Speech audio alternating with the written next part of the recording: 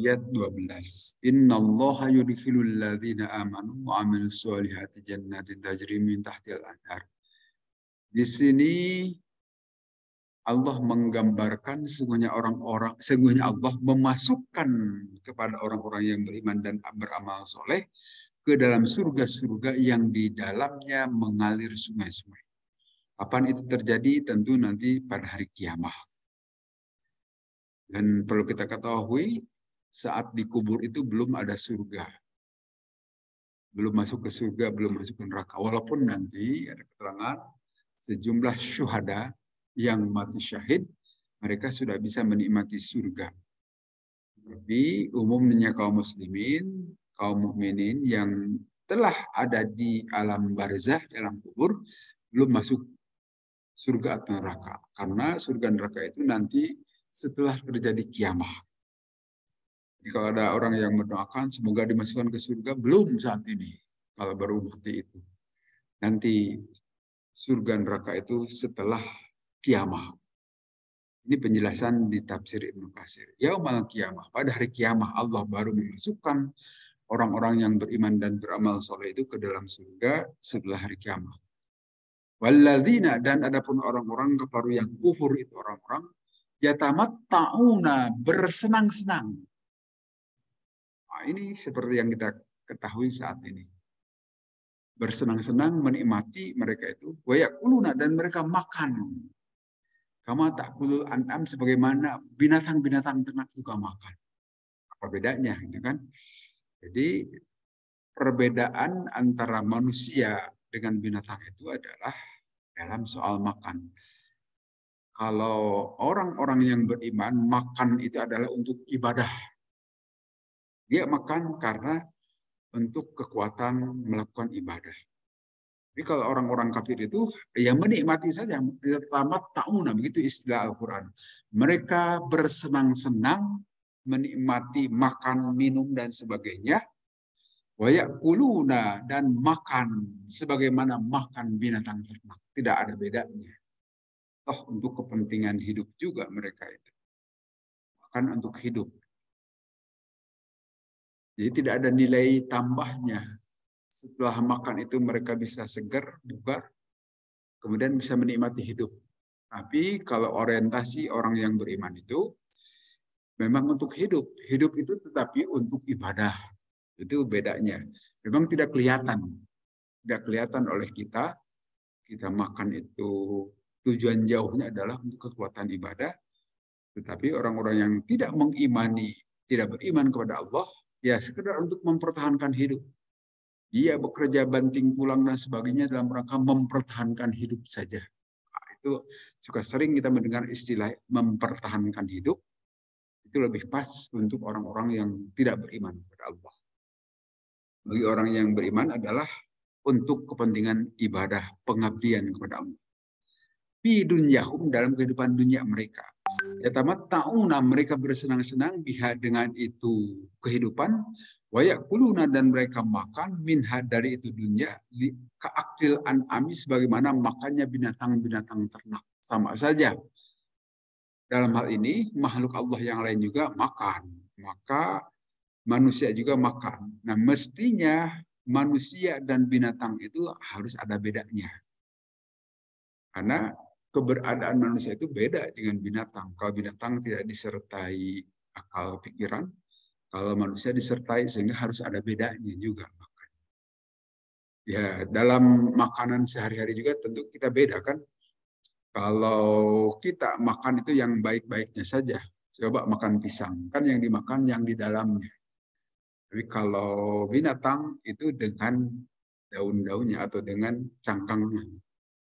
Walaupun monyet rada pintar juga, sama seperti manusia.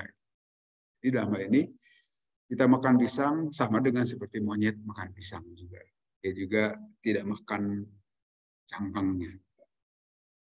Nah, tetapi kalau tujuannya bukan untuk ibadah, apa bedanya? Dalam sebuah hadis sahih disebutkan begini, al-mu'minu ya'kulu mimma iyyi wahidin wal kafiru ya'kulu min sab'ati am'a. Orang yang beriman itu makan dari satu untuk satu kepentingan khusus. Sedangkan orang kafir itu makan pisab ati amain di dalam 7 usus. Beda kan ya? Apa yang dimaksud hadis Nabi itu? Orang beriman itu makan untuk kepentingan satu pujit gitu kan, satu usus. Sedangkan orang kafir itu di 7 usus. Jadi kelihatannya ini bahasa kiasan. Jadi ya untuk orang beriman itu untuk kepentingan ibadah sudah satu saja itu kan. Sedangkan orang yang kafir itu adalah untuk 7 usus, banyak kepentingan. Bersenang-senang, menikmati hidup, dan sebagainya. Dan tentu saja, untuk bahasa kita juga, bolehkah menikmati hidup? Ya silahkan saja, tidak dilarang, boleh. Tapi tujuan utamanya adalah dalam rangka beribadah kepada Allah. Benar maswallahum, sedangkan neraka itu nanti akan menjadi tempat tinggal mereka. Ya menjazahum, pada hari Allah membalas kepada orang-orang kafir. Kemudian di ayat berikutnya, wa ka'ayyim min qaryatin hiya asyaddu quwwatan min qaryatika allati akhrajatka. Dan berapa banyak kota atau negeri yang itu negeri itu lebih kuat penduduknya daripada kotamu, wahai Nabi. Padahal penduduk kotamu itu sudah mengusirmu. Kita tahu Nabi tinggal di kota Mekah kan. Penduduk Mekah memusuhi Nabi.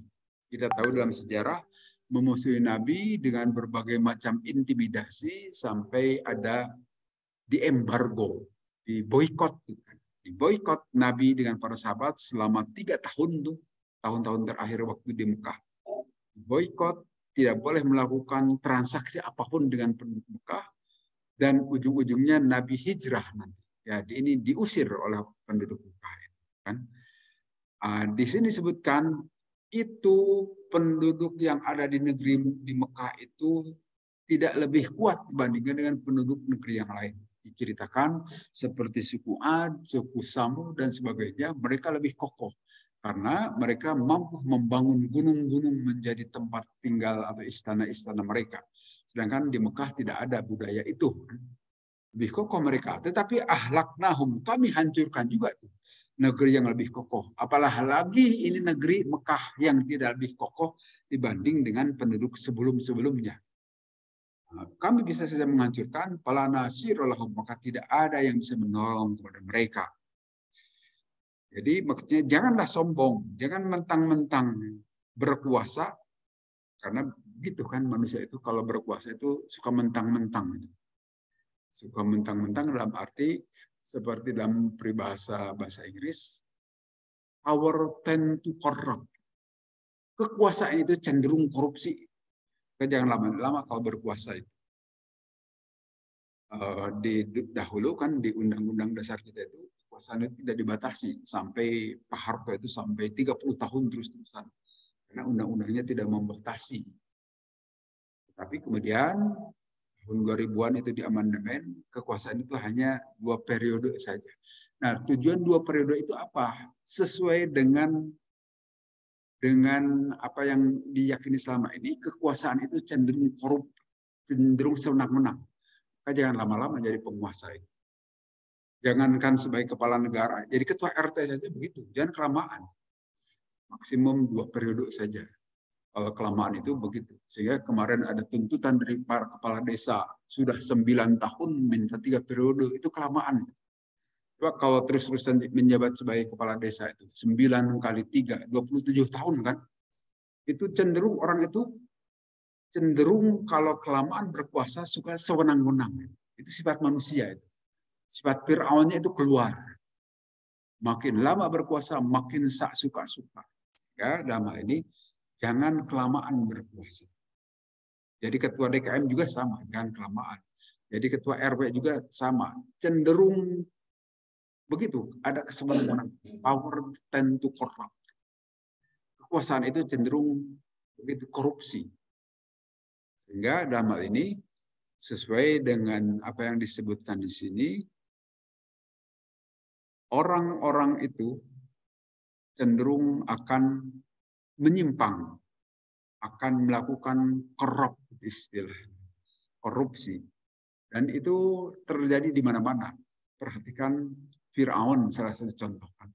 Ya, namanya raja tidak dibatasi. Dan belum ada konstitusinya saat itu. Sehingga suka-suka saja sampai mengaku-ngaku diri sebagai Tuhan.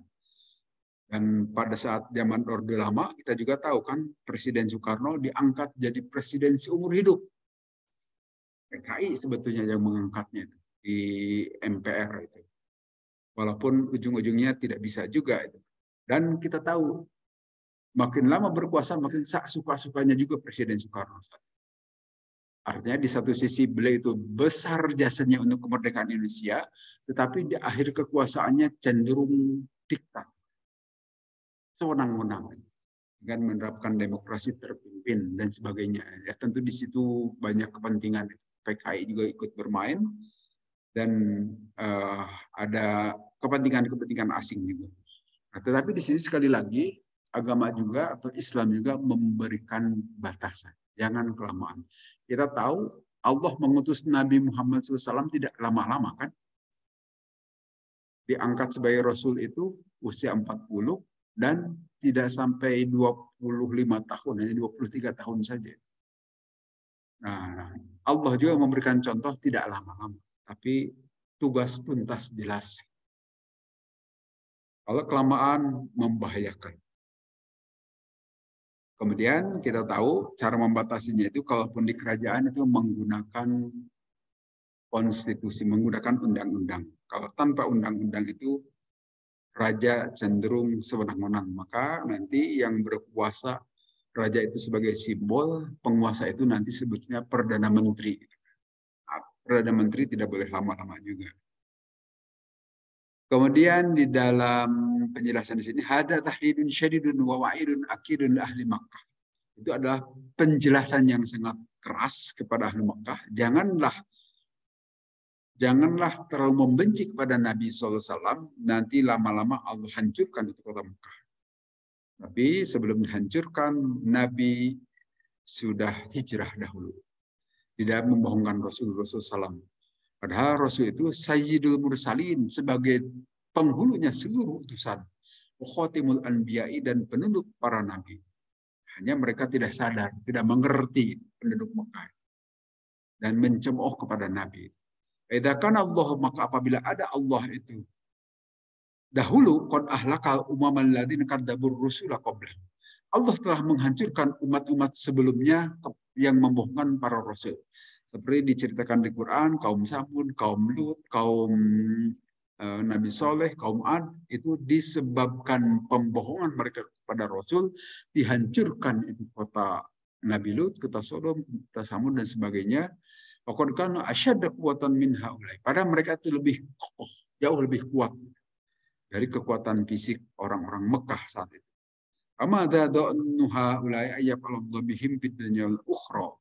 Maka janganlah mereka menantang supaya Allah memperbuat hal yang sama kepada mereka sebagaimana Allah telah memperbuat kepada kaum-kaum terdahulu. Jangan nantang.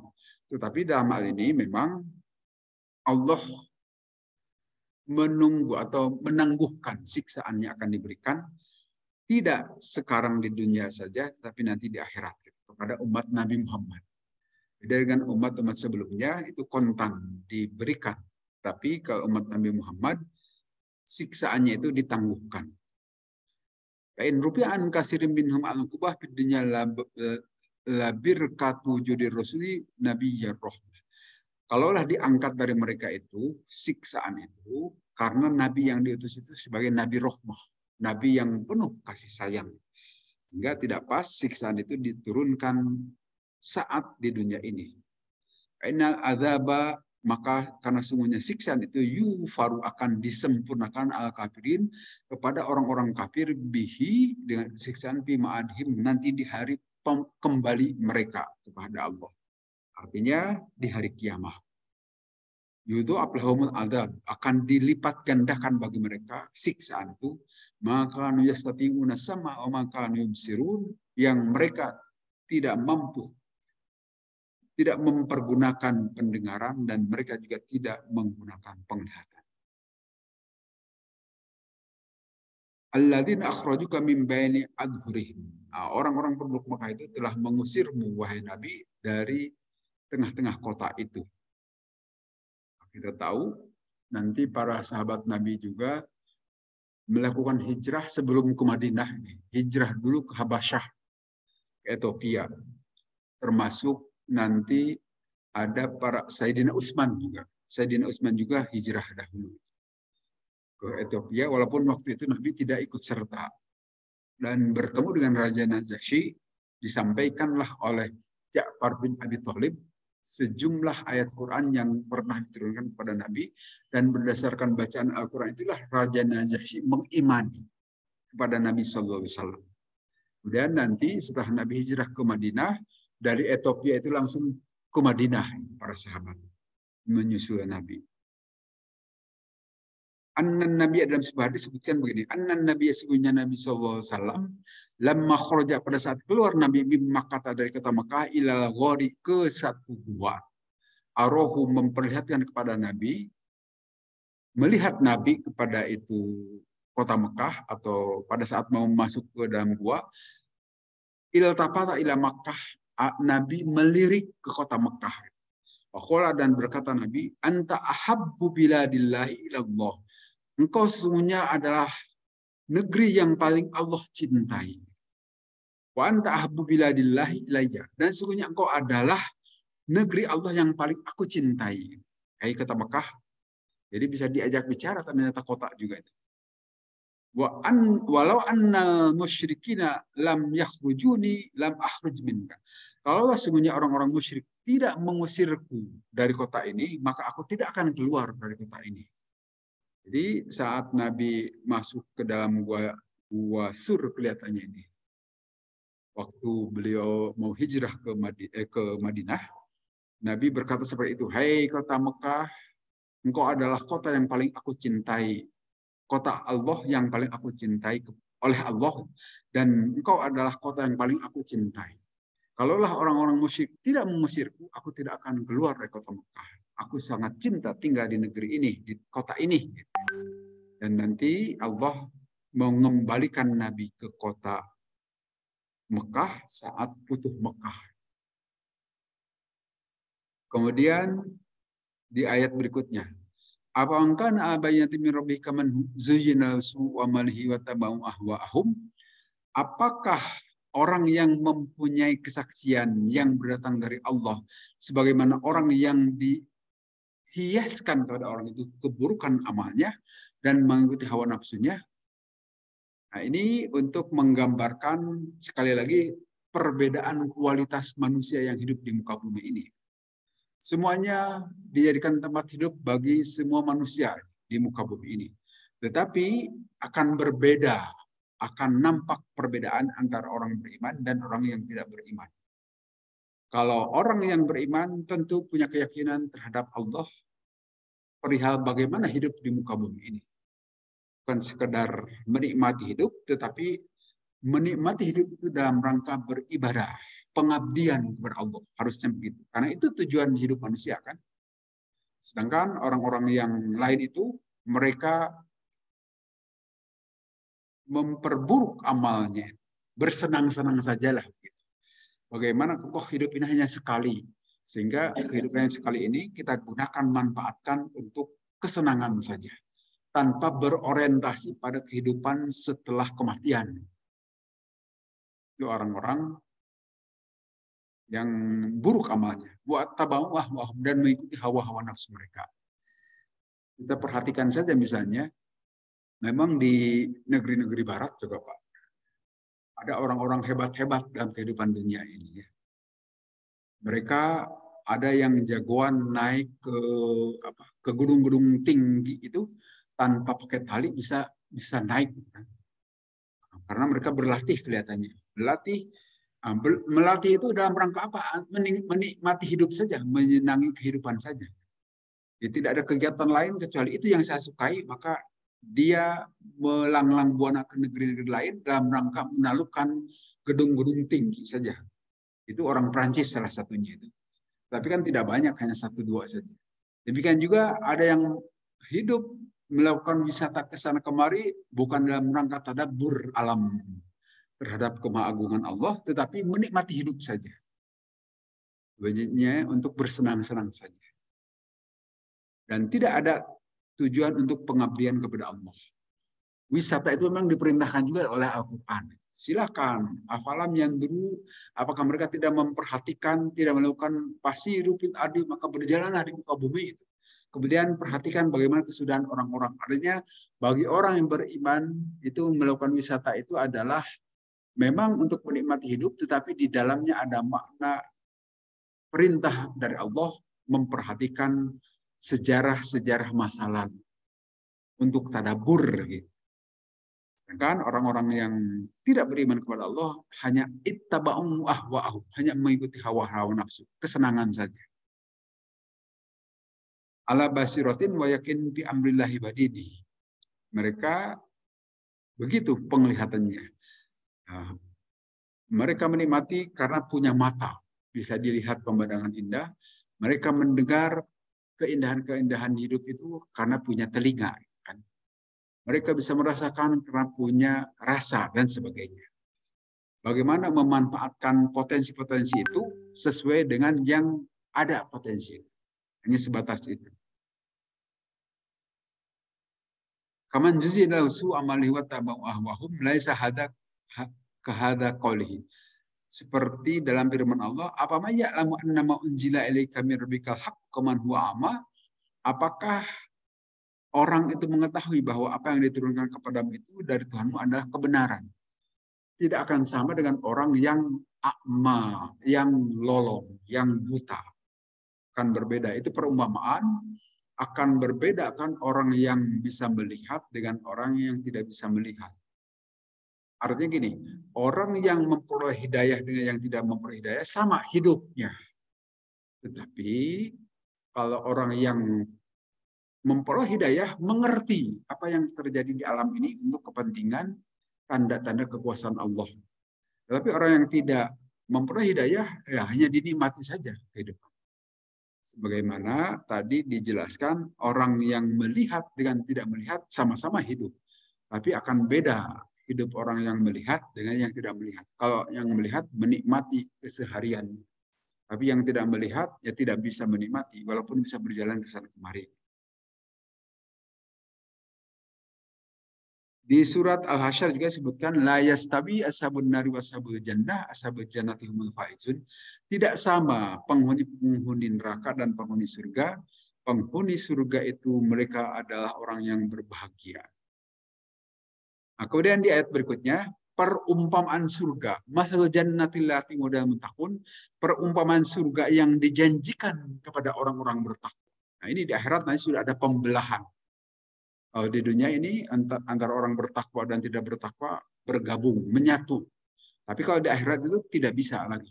Akan dipisah orang bertakwa dan orang yang celaka.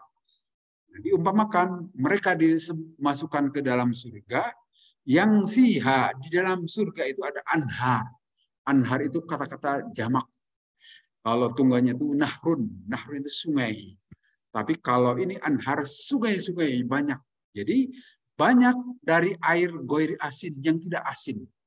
Asin di sini maksudnya bukan asin garam, tetapi tidak payau. Enaklah diminum seperti air aqua barangkali kan itu enak untuk diminum. Ya air itu banyak, air laut juga bisa sebagai air, tapi tidak enak diminum kan. Air payau juga ya tidak terlalu asin, tapi tidak nyaman kalau diminum. Tapi kalau air tawar itu enak diminum. Nah, di surga itu kumpulannya tidak ada air laut, artinya tidak ada air asin dan sebagainya, tapi mimmain gori asin akan terdapat sungai-sungai yang heran jernih gitu kan dan enak diminum, gori asin. Dan itu banyak anhar sekali lagi, bukan hanya nahrun tapi anhar kata-kata Quran di sini. Wa anharum min labanin lam yataghayyar ta'mu. Dan sungai-sungai dari laban. Laban itu susu. Kalau di sini kita memperoleh susu itu kan harus dari makhluk hidup ya, dari binatang, dari sapi atau dari kambing atau juga dari manusia kan. Itu susu. Tapi di sana itu dalam bentuk sungai di surga itu. Tetapi isinya susu. Lam yataghayyar ta'muh, yang rasanya tidak berubah.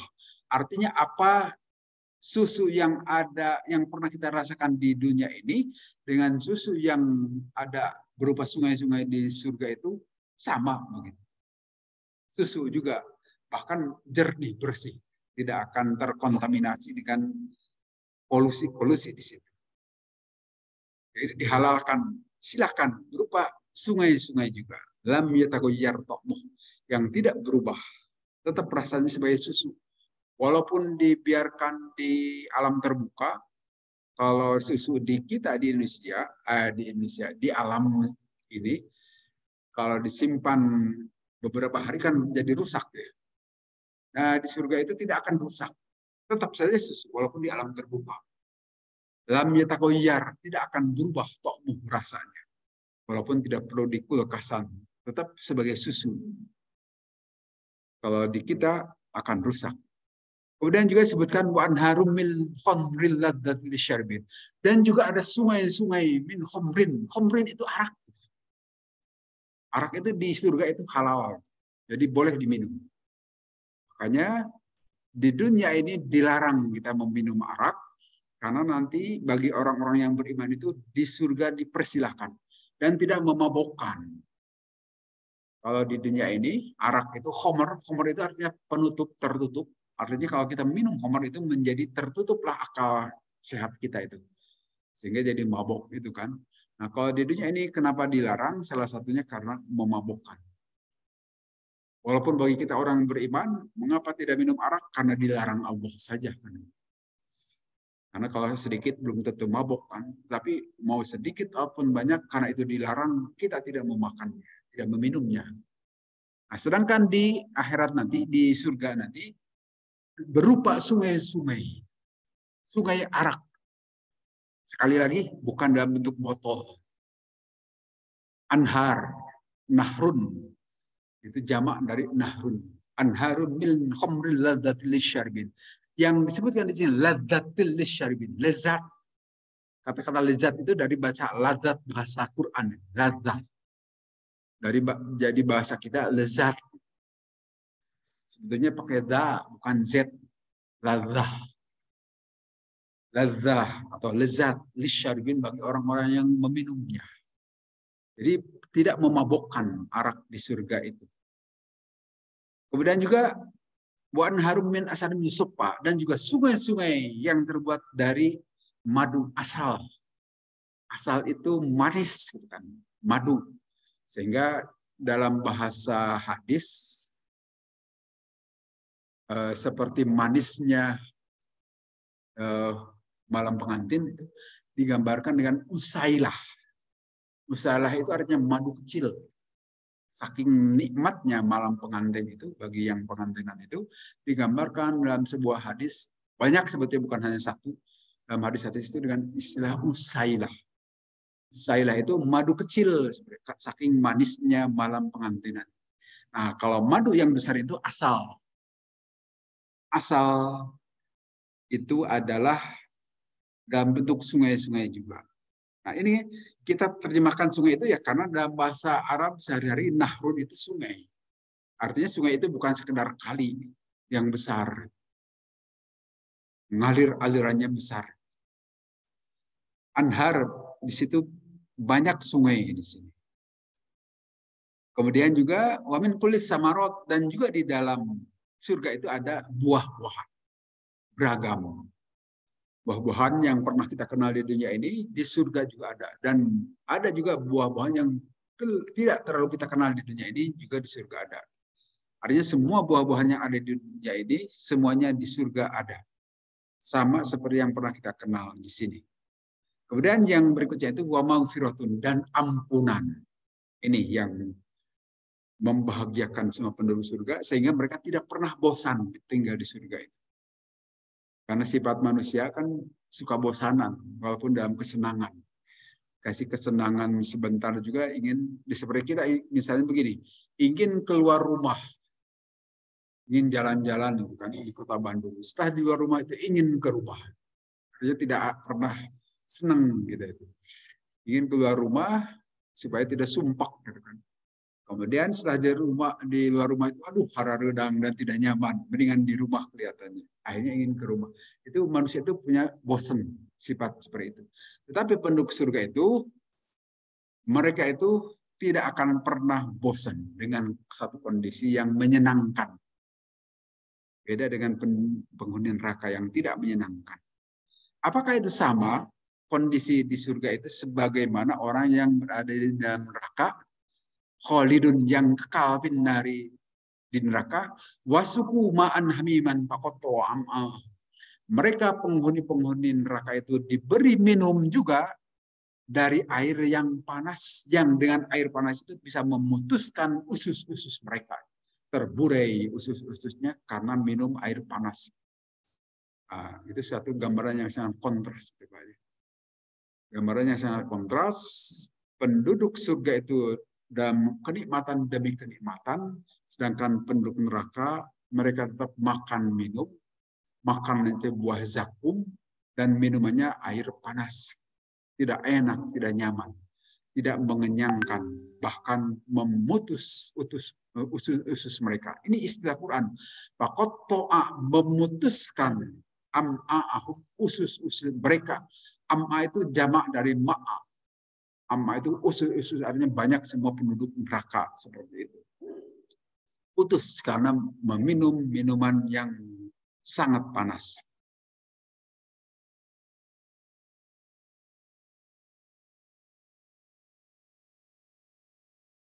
Kemudian di sini dalam hadis Imam Ahmad disebutkan begini, kata Nabi SAW, fil jannati, di dalam surga itu bahrul laban, ada dalam hadis itu bahrul laban, bahrul itu lautan.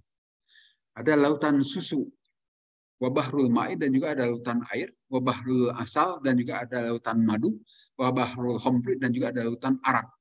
Sumatasyakul anharu minha ba'du. Kemudian bisa terjadi percampuran antar sungai-sungai yang tadi. Jadi artinya di samping ada sungai juga ada lautan. Kalau istilah lautan itu bahrun itu kan lautan. Seperti Bahrain, gitu. Nama negeri di Timur Tengah, Bahrain itu dua laut. Itu artinya Bahraini dua laut. Berarti bahrun itu laut. Nah, itu ada lautan dalam bentuk yang lebih luas. Bukan danau lagi, tapi laut. Laut susu, ada laut arak yang dari situ mengalir sungai-sungainya. Aliran. Dan kita tahu kan seberapa luas itu surga dan neraka, itu digambarkan di dalam surat Ali Imran. Wasari'u ila ma'firatin min rabbikum wa jannatin arduhas samawati wal ard. Yang bersegeralah kalian ke dalam ampunan Tuhanmu dan surga yang Allah janjikan, yang arduha luasnya itu surga itu arduhas samawati seperti langit-langit dan bumi. Coba kita di bumi ini saja sudah demikian luas kan ya. Walaupun saat ini penduduk manusia saja ada 7 sampai 8 miliar. Tapi demikian padat penduduk muka bumi ini, dan beberapa hal tetap saja kita merasa demikian luas bumi ini. Nah, di bumi ini belum semua permukaan bumi itu kita jelajahi, saking luasnya. Maka disebutkan di dalam ayat itu, arduhas samawati, luas langit itu, luas surga itu seperti luas langit dan bumi. Nah, pengertian bumi saja udah demikian, apalagi ditambah langit. Langit yang dimaksud yang mana? Jadi makin menggambarkan demikian sangat luasnya.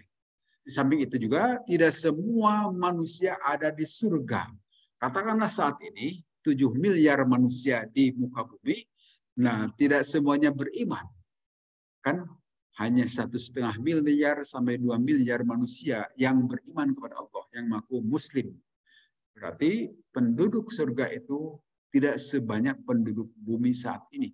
Lebih sedikit lagi, ya ditambah dengan umat-umat terdahulu barangkali sekian miliar. Tetapi luasnya jauh lebih luas daripada bumi dan langit. Sehingga wajar di situ ada lautan. Di dunia ini saja lautan itu jauh lebih luas kan. 3/4 permukaan bumi ini adalah lautan. Tapi dengan seperempat daratan ini saja tidak semuanya pernah kita jelajahi. Saking luasnya itu permukaan bumi, apalagi di surga. Sehingga dalam hal ini disebutkan ada bahrul ma'i, bahrul asal, bahrul khomer yang semuanya akan mengalir, dialirkan berjalan itu melalui sungai-sungai. Di dalam Sahih Muslim sebutkan begini. Idza sa'altumullaha fas'aluhul firdaus. Apabila kalian meminta kepada Allah, memintalah surga firdaus. Fa innahu kana sungguhnya surga firdaus itu awsatul jannati, berada di pertengahan surga, wa alal jannah, dan merupakan surga yang tertinggi. Wa minhu, dan dari surga firdaus itu fajiru, mengalirlah anharul jannati, sungai-sungai di surga, wa fawquhu arsyur rahman, dan di atas itu surga firdaus itu ada arash. Arash Allah yang biasa kita terjemahkan sebagai singgasana. Wallahu alam seperti apa secara fisik. Kemudian di ayat-ayat terakhir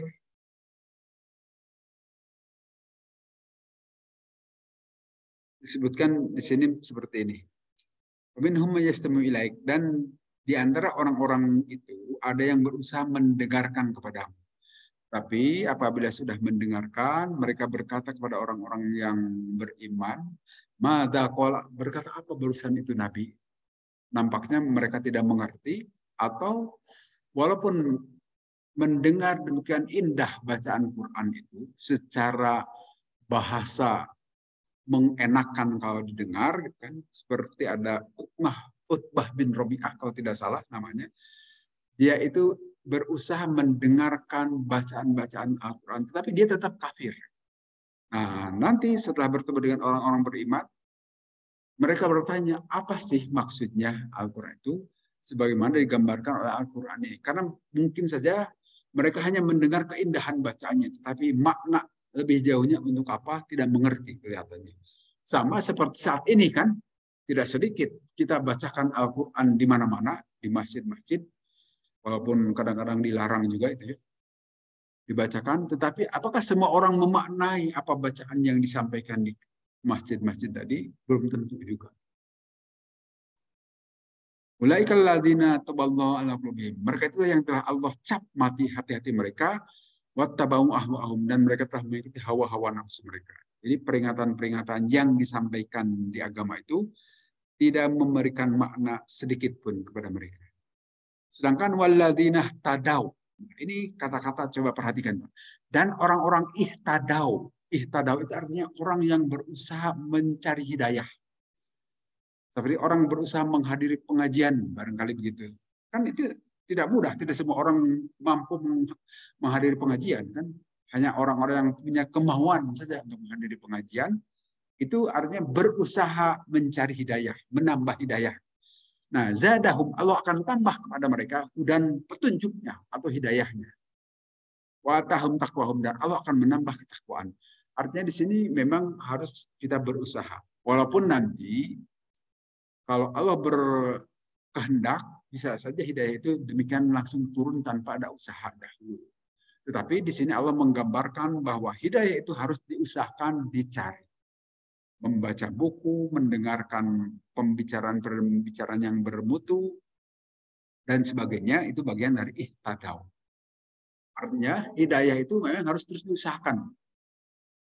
Karena belum tentu orang memperoleh satu hidayah, terus-terusan dalam hidayah, tidak ada jaminan.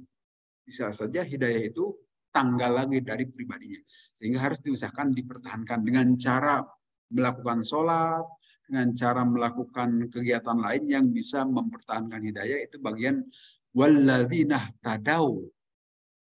Orang-orang yang merawat hidayah yang sudah diperoleh di dalam dirinya, Allah akan tambahkan. Nah, kalau tidak dirawat, akan hilang itu hidayah. Hal yang duruna illa sa'atan ta'atihim baghdatan qad ja'a asyratuha. Dan mereka itu tidaklah menunggu kecuali datangnya kiamah baghdatan, secara dadakan. Di dalam hadis dijelaskan akan datangnya hari kiamat itu pada hari Jumat. Dan datangnya dadakan. Jadi barangkali tidak ada tanda-tanda dahulu sebelumnya, tetapi kejadian saja tiba-tiba. Sehingga membuat kaget orang-orang. Qad jaa asyratuha, dan sungguh telah datang tanda-tanda kiamat. Nah, kata para ulama disebutkan, Pabi satu Rasulullah SAW min asyratis sa'ah. Diutusnya Rasulullah SAW itu bagian dari tanda-tanda kiamat akan datang. Dengan diutusnya Rasulullah SAW, itu salah satu tanda kiamat sudah datang. Karena Nabi itu sebagai khotimur rusuli, sebagai penutup para utusan yang Allah menyempurnakan agama dengan diutusnya Rasulullah. Kemudian Allah juga menjadikan hujah Nabi Muhammad itu kepada seluruh alam. Maka itu adalah bagian dari tanda-tanda datangnya kiamat. Demikian juga Imam Hasan Basri menyebutkan bi'sat Muhammadin min asyratis sa'ah. Diutusnya Nabi Muhammad itu bagian dari tanda-tanda datangnya kiamat. Sehingga Nabi itu adalah disebut sebagai Nabi Taubah, Nabi yang membuka pintu Taubah, wa Nabi mulhaqah, mulhimah, malhamah. Nabi yang juga membukakan rahmat Allah, dan juga al-hasyir, karena dengan kehadiran Nabi itu nanti manusia akan dikumpulkan di hadapan Nabi. Demikian juga Nabi Muhammad SAW dikasih nama Al-Aqib karena tidak ada lagi Nabi setelah beliau. Kita yakini Nabi SAW itu adalah Nabi akhir zaman. Tidak ada lagi Nabi setelah beliau. Kemudian satu ayat terakhir. Fa'lam, ketahuilah olehmu wahai Nabi, annahu bahwa sesungguhnya la ilaha illallah, la ilaha, tidak ada Tuhan yang wajib diibadahi selain Allah. Jadi la ilaha illallah itu adalah ayat Quran. La ilaha illallah, tidak ada Tuhan. Nah, perlu diketahui di sini, ilah itu adalah nama generik yang dalam bahasa kita Tuhan. Sedangkan kalau sudah pakai alif lam jadi Allah, itu bukan nama generik lagi, tetapi nama diri. Nama Tuhan yang disembah oleh kaum muslimin itu Allah. Nah, ini dibajak oleh orang Nasrani itu. Nama Allah itu jadi Allah itu kan. Nah, padahal di dalam kitab-kitab Nasrani, nama Allah itu adalah nama generik juga. Yang dalam bahasa Inggrisnya tidak ada, hanya dalam bahasa Indonesia saja. Kalau di Malaysia sudah dilarang. Kalau di kita, MUI kelihatannya tidak berani melarang. Karena akan terjadi pertentangan. Itu disebut dengan nama Allah. Allah itu dalam keyakinan orang Nasrani itu sama dengan Tuhan dalam istilah kita. Karena Nasrani itu tidak jelas siapa nama Tuhannya itu. Coba perhatikan di dalam. Pakai Allah itu sebetulnya bukan Allah yang kita maksud. Karena beda. Di kita itu harus pakai Allah bacanya. Sedangkan mereka itu Allah, tetapi mereka memang mengadopsi atau meniru orang Islam. Tentu ada tujuan itu untuk kepentingan syiar agama mereka, untuk menyamarkan, dan mereka tempuh dengan berbagai macam cara juga untuk begitu. Kalau sekarang ke gereja pakai kopiah dan pakai sarung juga itu. Di sawah besar di Jakarta itu supaya seperti orang masuk ke masjid gitu. Ada tujuan-tujuan mengelabui, termasuk dalam penggunaan nama Allah. Nah, di sini perlu diketahui sekali lagi, kalau nama generik, nama umum maksudnya Tuhan dalam bahasa kita itu ilah dalam bahasa Arab, dalam bahasa Quran. Sedangkan kalau pakai alif lam itu Allah itu sudah tertentu. Itulah nama Tuhan di dalam Islam. Qul huwallahu ahad. Jelaskan di dalam Al-Quran. Dan di sini juga sama. La ilaha, tidak ada Tuhan yang patut disembah illallah, kecuali hanya ilah yang bernama Allah itu. Tidak ada Tuhan yang lain. Nah, kata-kata la ilaha ini itu lam alifnya lam la alif linafsil jinsi, untuk meniadakan jenis. Jadi pengertiannya itu pernyataan la ilaha itu sama dengan mengateiskan diri. La ilaha, tidak ada Tuhan sama sekali. Baik mau dua, mau tiga, mau satu, dan sebagainya. Perkataan la ilaha. Itu dalam istilah kita disebut nafi, meniadakan. Kemudian harus segera disusul illallah, kecuali hanya Allah.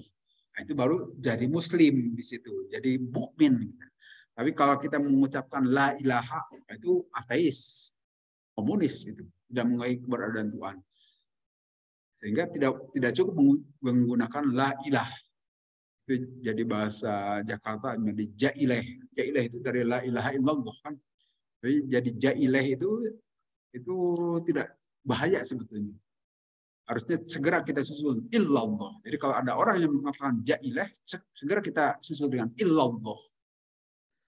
Karena kalau hanya la ilaha, itu artinya kita mengateiskan diri. Jadi ini sangat kontras. La ilaha. Ateis illallah, kecuali Allah, jadi seorang mukmin muslim. Nah, ini penafsirannya panjang, saya kira tidak perlu kita bahas di sini. Ketahuilah olehmu wahai Nabi, bahwa sungguhnya la ilaha illallah. Tidak ada Tuhan yang patut sembah kecuali hanya Allah. Wastaghfir, dan memohon ampunlah. Ini Nabi saya diminta membaca istighfar. Lidan bika, untuk dosamu. Walaupun dosa Nabi sudah diampuni, baik yang terdahulu maupun yang akan terjadi. Walil mu'minina wal mu'minat, dan juga minta ampunlah untuk orang-orang yang beriman dan orang-orang yang mukmin yang laki-laki dan mukmin perempuan. Dalam sebuah hadis sebutkan seperti ini. Nabi berdoa, Allahumma gfir, wahai Allah, ampunilah li padaku khoti'ati, kesalahanku, wajahli, dan kebodohanku. Wa isrofi, dan juga kelebih-lebihanku, berlebih-lebihanku, fi amri, di dalam urusanku,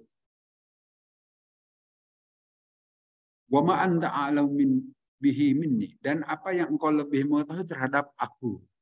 Allahumma gfir, wahai Allah, ampunilah li padaku hazli, sendak gurauku, wajadi, dan juga kesungguh-sungguhanku, wa khoti, dan juga kesalahanku, wa amdi, dan juga kesengajaanku, wa kullu dzalika indi, dan segala apapun yang ada di sisiku yang aku tidak mengetahuinya.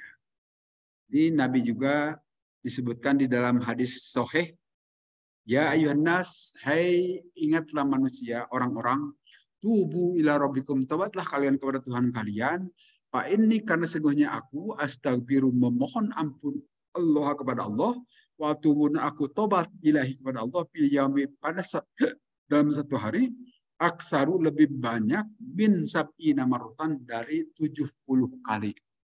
Jadi Nabi saja setiap hari minimal 70 kali istighfar. Sehingga kita harus lebih banyak lagi istighfar. Setiap ba'da sholat, maka istighfar.